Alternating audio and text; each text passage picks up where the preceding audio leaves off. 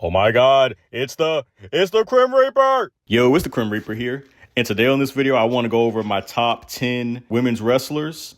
This includes AEW, NXT, WWE, like all the shows. At number 10, I'm going to go with Willow Nightingale.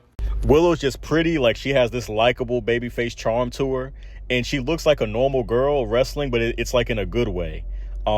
There's like this aura about her that makes you want to root for her. And like she just seems like a cool person like you would know in real life. And she has that likable babyface charm, the entrance, the mannerisms. So personally, that's what makes her one of my favorites in AEW. At number 9, JC Jane. Now at first when she beat Stephanie Vercure, I didn't think it was a good choice. I thought Stephanie should have put somebody else over, honestly. And I thought this was going to be like a transitional title reign. But JC Jane has grown on me a lot, honestly, like with her character work. The dynamic with her and Fatal Influence is hilarious, like them always roasting and getting mad at each other. Like you don't that's not something you see a lot in a tag team, especially a heel tag team. Like you don't see that a lot. Like the dysfunction, like her basically like abusing her teammates, being a Karen almost.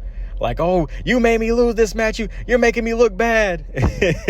So it's a very entertaining dynamic with her and her team. At number 8, I'm going to say Jordan Grace. So she's really stood out to me in NXT this year. She has a very cool attire, physique, really larger than life, like a larger than life wrestler for real. She's kind of like Rhea Ripley. And in my opinion, I think she's better than Rhea Ripley. I prefer her over Rhea Ripley. She's not good on the mic. She's definitely not good on the mic. But she just looks very cool. And I think she's good in the ring, powerful moves. And I think she's somebody that a lot of like little girls can gravitate towards. Like she could be a very cool babyface that a lot of kids would want to root for. Like I could see that happening. And I could see her being a cool heel as well. And I'm pretty sure she has been a heel before, maybe in TNA, wherever she's been. But I think she's done really good work. A great feud with her and Blake Monroe in NXT. So she's really stood out to me this year. In a sense, I could see her being like an image too of like body positivity and stuff as well. So I can see that being something that, again, like a lot of the youth gravitates towards and likes her for. At number 7, Mina Shirakawa from AEW. She a baddie. She definitely need to be on TV more. But again, cool presence, cool attire. Like I like the pink hair. And she kind of has like, this silent charisma about her, again, that makes you want to root for her. She's a natural, likable babyface, in my opinion, and she's just fine. So she needs to be on TV a lot more in AEW. Number 6, Becky Lynch. So Becky Lynch, I really enjoyed her heel work this year. I know a lot of people, they say, oh, Becky cringe, and she's cringy, which she is cringy. Like Becky Lynch is cringy. But I think she's done a good job at like leaning into it this year. She's being like a goofball, cartoonish heel in a way. And I've actually found it like pretty entertaining. I love her, her little stick, the catchphrase. Oh, it's not just me saying it. It's Sports Illustrated saying it. It's ESPN saying it.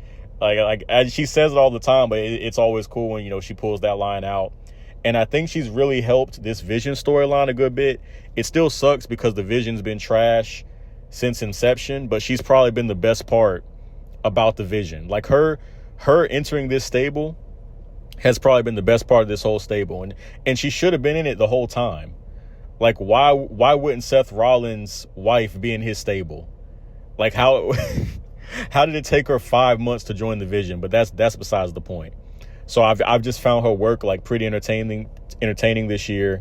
Even in that feud with Lyra, I don't care for Lyra Valkyria, but again, she's put on great matches with her, Bayley as well. So, Becky has been, pretty good this year. Number 5, Naomi. So Naomi's really had a breakout year, in my opinion, in WWE. So at first with the glow gimmick, I didn't really care for her. And quite honestly, nobody really cared for it. It was kind of just like a generic black girl, party girl gimmick, like just the generic black girl that loves partying and dancing around. That kind of was her gimmick. And, it was just really boring and nobody really got into it. But this caution tape gimmick has been really good. She's kind of been, this psychotic villain to Jade Cargill. I've really enjoyed her promos, like the aggression, the anger, the caution tape gear. It's been a really good year for Naomi. It's kind of a shame, not a shame, her having a child, but it's a shame that her run, had to, end short with that, but she really had like a good year. So I think that puts her at a good place on this list. At number 4 from AEW, Toni Storm, obviously number 4 on my list, but arguably the best women's wrestler in the world, you could say, like from a character work perspective. I love her character, being like, it's like she thinks that it's still the 1930s, and she has like very entertaining promos, mannerisms, her having the butler. So like, I really enjoy Toni Storm. I like her entrance too, like the music, dun, dun, dun, and everything. So arguably the best part about AEW, you could say the biggest star in AEW. So Toni Storm definitely deserves a spot on this list. Number 3, Liv Morgan. Also, she just fine, bro. She just fine. But I also just love, her character work as a heel. I think she's honestly pretty underrated in ring as well.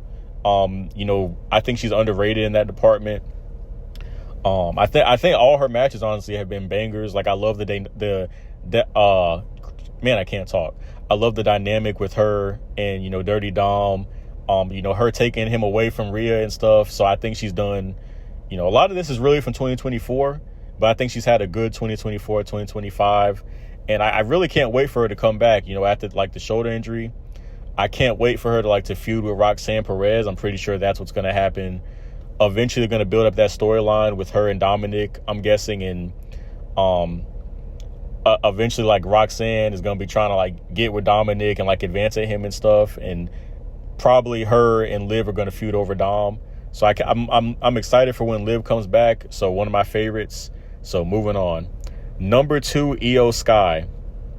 So arguably, as far as like in-ring ability, arguably like the best wrestler in the world. Io Sky, like all of her matches are bangers. And again, she's another one of those baby faces. She doesn't speak English really well, but she's one of those baby faces again that just kind of has like that silent charisma. The point thing she does, she's kind of like a likable underdog baby face that you want to root for. Like I love her missile drop kick. And like the gear, she just has a very just likable aesthetic about her. And all her matches again have been bangers, like against her with Rhea Ripley, her and Stephanie, the triple threat with her, Bianca, and Rhea. And it's really a shame that her world title reign was booked the way it was. I don't know what Triple H was doing, because he went out of his way to put her into that triple threat match with Bianca and Rhea. Most people, and I like Io Sky, but everybody just wanted to see Rhea and Bianca. That's what people wanted to see. But he went out of his way to put Io Sky into that match. And then after she wins, he went out of his way to do that just to not have her on TV anymore and never defend his champion. So like, what was the point of that? But, besides the point, Io Sky, one of the best wrestlers. That's why she's at number 2. And at number 1, Chelsea Green. So Chelsea Green's my personal favorite. I know out of everybody on this list, she's booked the worst. Like, out of everybody in their respective companies, she's a jobber. Like, she's a complete jobber, really. Like, she loses to everybody. She lost to Zelina Vega. So she gets pied in the face. Like, she's a comedy jobber. But I really do love her character work. I find her entertaining. I like her gimmick with the Secret Service, like her basically thinking she's the president of the United States. Like the Secret Service, like her being the president, her giving applications to be in the Secret Service.